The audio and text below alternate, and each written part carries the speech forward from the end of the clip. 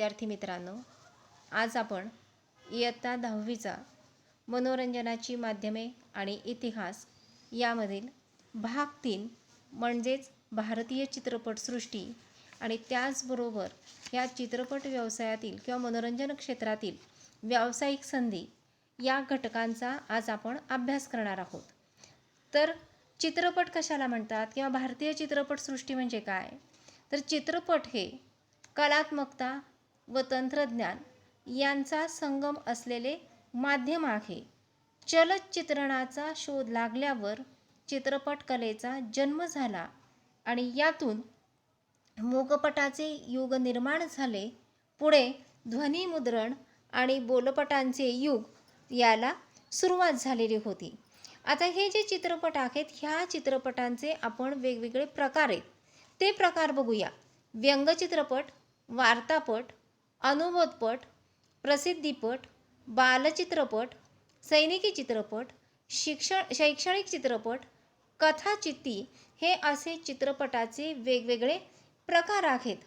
त्यानंतर आपण बघणार आहोत की मूकपटांची निर्मिती झाली. मूकपटांची निर्मिती म्हणजेच काय? तर सखाराम भाटवडेकर उर्फ सावेदादा यांनी प्रथम चलचित्रांचा उपयोग मुंबईमध्ये केलेला होता. त्यानंतर मदनराव पितळे, कल्याणचे पटवर्धन कुटुंबीय यांचे चित्रपटांच्या निर्मितीत योगदान आहे. पुढे दिग्दर्शक दादासाहेब तोरणे व त्यांच्या साथीदारांनी 1912 मध्ये पुंडलिक हा चित्रपट तयार केलेला होता. तर हे जे दादासाहेब तोरणे आहेत, ह्या दादासाहेब तोरणेंच्याबद्दल आपण थोडक्यात माहिती बघूया की काही दिवसातच दादासाहेबांनी बाबूराव पै यांना सोबत घेऊन फेमस फीचर्स ही पहिली चित्रपट वितरण संस्था स्थापन केली. पाठारे प्रभू ॲमेच्युअर ड्रॅमॅटिक क्लब या मुंबईतील काही नाट्यरसिक हौशी मंडळींच्या संस्थेने 1904 साली ॲडव्होकेट कार्तिकर यांचे श्री पुंडलिक हे नाटक बसवले. पहिल्याच प्रयोगाला 14 वर्षांचे दादासाहेब तोरणे प्रेक्षक म्हणून उपस्थित होते. हा प्रयोग पाहून किशोर वयातील दादासाहेब भारून गेले. त्यांनी नाटक मंडळीकडे आपले मनोगत व्यक्त केले. त्यानंतर कीर्तिकरांनी स्वतःची श्रीपाद नाटक मंडळी ही कंपनी स्थापन केली. या कंपनीच्या जडणघडणीत तरुण वयातील तोरण्यांनी सक्रिय भाग घेतला आणि आपल्यातील कलागुणांद्वारे सर्वांचे लक्ष वेधून घेतले. श्री पुंडलिकचे काही प्रयोग झाल्यानंतर श्रीपाद नाटक मंडळींनी दुसरे नाटक करण्याचे ठरवले. अशा पद्धतीने हे दिग्दर्शक गोपाळ रामचंद्र तथा दादासाहेब तोरणे आणि अप करंदीकर, एस.एन. पाटणकर, व्ही.पी. दिवेकर यांनी परदेशी तंत्रज्ञानाचे सहाय्य घेऊन पुंडलिक हा कथापट 1912 मध्ये मुंबईत दाखल केलेला होता आणि ह्या पद्धतीने त्यांचा यामध्ये सक्रिय सहभाग होता. मग असा सक्रिय सहभाग पुढे आपल्याला दादासाहेब फाळके यांचा दिसून येतो की दादासाहेब फाळके यांचं पूर्ण नाव आहे की धोंडीराज गोविंद फाळके उर्फ दादासाहेब फाळके. त्यांचा जन्म त्र्यंबकेश्वर या ठिकाणी झालेला आहे आणि मृत्यू नाशिक येथे 16 फेब्रुवारी 1944 रोजी त्यांचा मृत्यू झालेला आहे. हे चित्रपट निर्मिती करणारे महाराष्ट्रातील व भारतातील पहिले व्यक्ती होते आणि यासाठीच त्यांना भारतीय चित्रपटांचा जनक मानले जाते. 1913 साली त्यांनी निर्माण केलेला राजा हरिश्चंद्र हा मूक चित्रपट मराठी व भारतीय चित्रपटसृष्टीच्या इतिहासातील आद्य चित्रपट होय. 1937 पर्यंतच्या आपल्या 19 वर्षांच्या कारकिर्दीमध्ये त्यांनी 95 चित्रपटांची व 26 लघुपटांची निर्मिती केलेली होती आणि त्यामुळेच हे दादासाहेब फाळके यांचे चित्रपट क्षेत्रामध्ये खूप मोठे त्या ठिकाणी नाव घेतले जाते. त्याचबरोबर त्यांचं कार्य जे आहे हे कार्य त्यांचं त्या ठिकाणी मोलाचं कार्य असं मानलं जातं आणि त्यांच्यामुळेच ऐतिहासिक आणि पौराणिक विषयांच्यावरचे चित्रपट तयार करण्याची परंपरा सुरू झालेली होती. आणि आज चित्रपट क्षेत्रामध्ये दादासाहेब फाळके यांच्या नावाने जे उत्कृष्ट काम करणारे कलावंत आहेत, कलाकार आहेत किंवा त्या क्षेत्रातले इतर काम करणारे जे लोक आहेत, त्या लोकांच्यासाठी दादासाहेब फाळके नावाचा पुरस्कार देऊन त्या लोकांचा मानसन्मान केला जातो, गौरव केला जातो. म्हणून दादासाहेब फाळके हे चित्रपट क्षेत्रातील अत्यंत मानाचं स्थान आहे. त्यांचं नाव लौकिक त्या क्षेत्रामध्ये झालेलं आहे. त्यानंतर चित्रपट निर्मितीमध्ये रस दाखवणारे की भारतातील पहिला सिने कॅमेरा तयार करण्याचं काम आनंदराव पेंटर यांनी केलेलं आहे.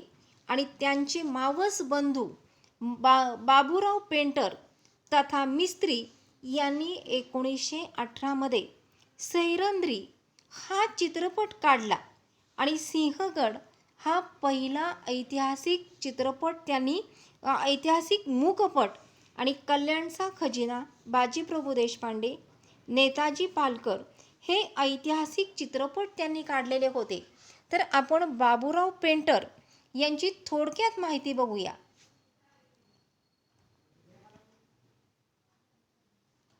की 1917 रोजी आपल्या बंधूंच्या स्मरणार्थ बाबूरावांनी महाराष्ट्र फिल्म कंपनीची स्थापना केली आणि 1919 मध्ये सैरंद्री या आपल्या कलात्मक मूकपटाची निर्मिती केली.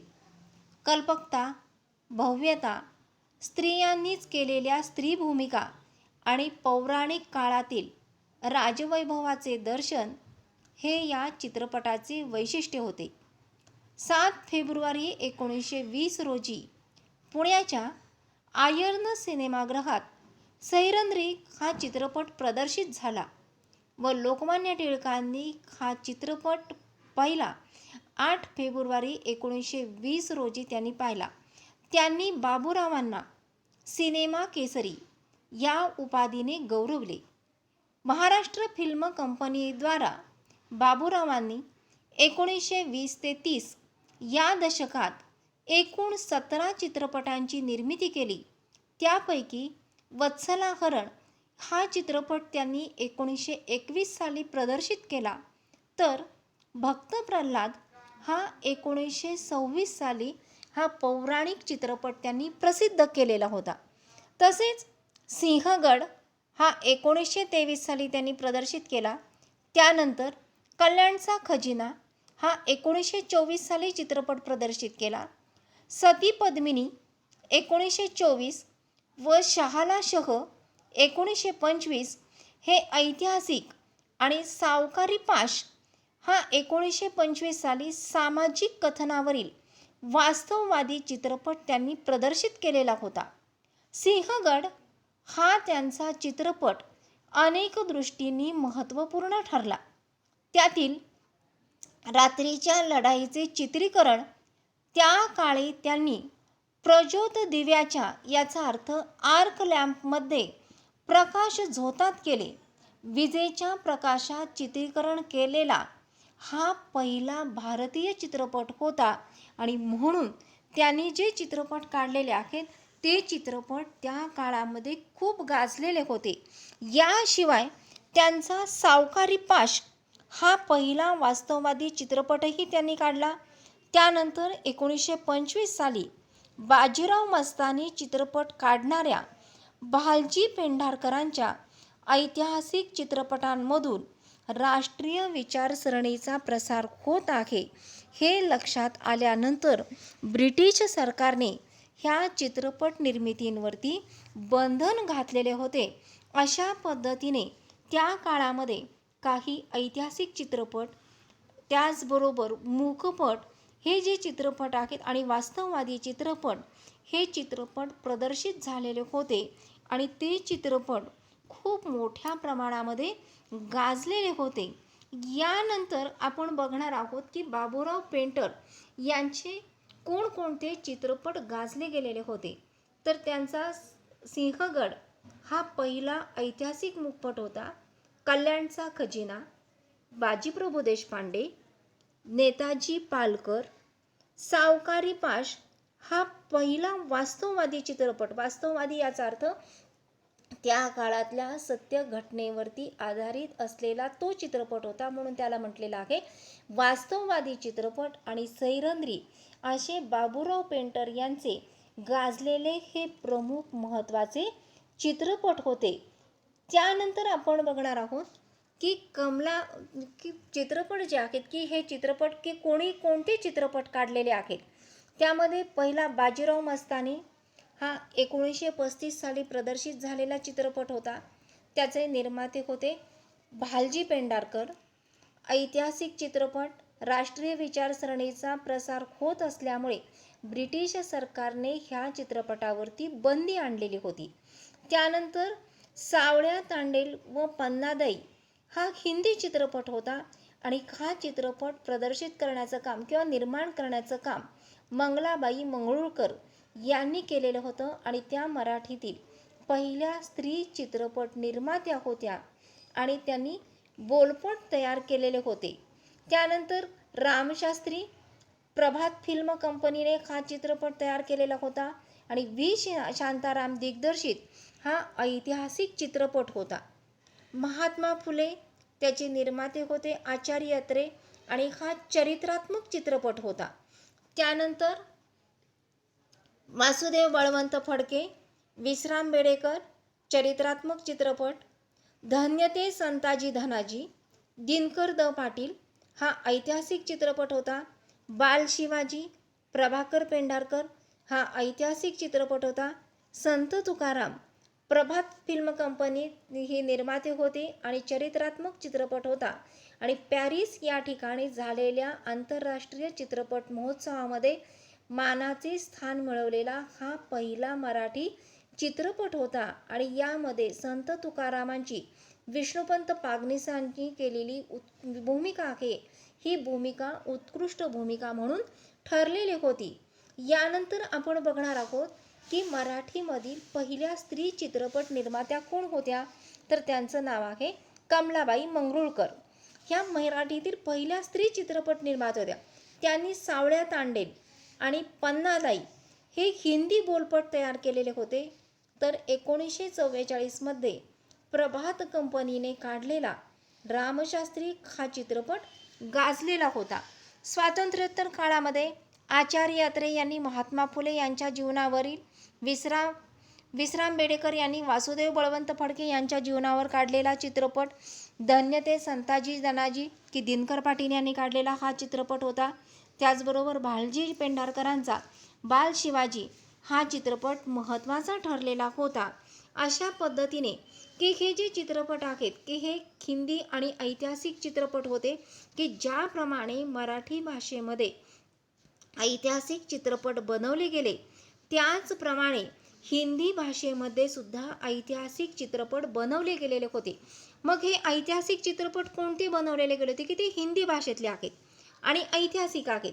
त्यांची नावं आहेत सिकंदर, तानसेन, सम्राट चंद्रगुप्त, पृथ्वी वल्लभ, मुघल ए आझम, डॉक्टर कोटनीस की अमर कहाणी, आंदोलन, झाशी की राणी हे त्या काळामध्ये गाजलेले ऐतिहासिक हिंदी चित्रपट होते.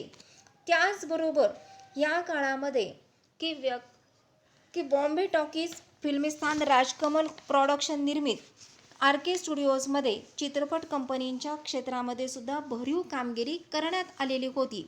यानंतर आपण शेवटचा मुद्दा बघणार आहोत ते म्हणजे चित्रपट क्षेत्रामध्ये आपल्याला काही व्यावसायिक संधी मिळत आहेत. मग ह्या व्यावसायिक संधी कोणत्या मिळत आहेत, तर त्यामधलं पहिलं बघता येईल आपल्याला नाटक. की नाटकामध्ये व्यावसायिक संधी कोणती आहे, तर त्या ठिकाणी नाटकाचं नेपथ्य, वेशभूषा, केशभूषा, रंगभूषा ह्या इत्यादींचे तपशील अचूक असण्यासाठी ऐतिहासिक काळातील चित्रकला, शिल्पकला, स्थापत्य या विषयांचा सखोल अभ्यास असणाऱ्या जाणकारांनाच कला दिग्दर्शनाचे नियोजन करता येते. किंवा त्यासाठी सल्लागार म्हणून त्यांना काम करता येते. म्हणून खेजीस या क्षेत्रातील ही व्यावसायिकांच्या दृष्टीने महत्त्वाची संधी होती. त्याचबरोबर संवाद लेखनाच्या प्रक्रियेमध्ये लेखक आणि लेखकांचे सल्लागार म्हणून भाषा आणि संस्कृतीची जाण असणाऱ्या इतिहासाच्या जाणकारांची आवश्यकता होती, की जो इतिहास आहे जो नाटक लिहिलेला आहे, ज्या ऐतिहासिक घटनेवरती लिहिलेला आहे, त्या नाटकाच्या संवाद लेखनाचं काम करणारे लेखक, ते संवाद लेखक आणि त्याचबरोबर वेगवेगळ्या भाषेत भाषांतर करणारे भाष्यकार म्हणून जे लोक आहेत त्या लोकांची सुद्धा त्या ठिकाणी आवश्यकता होती.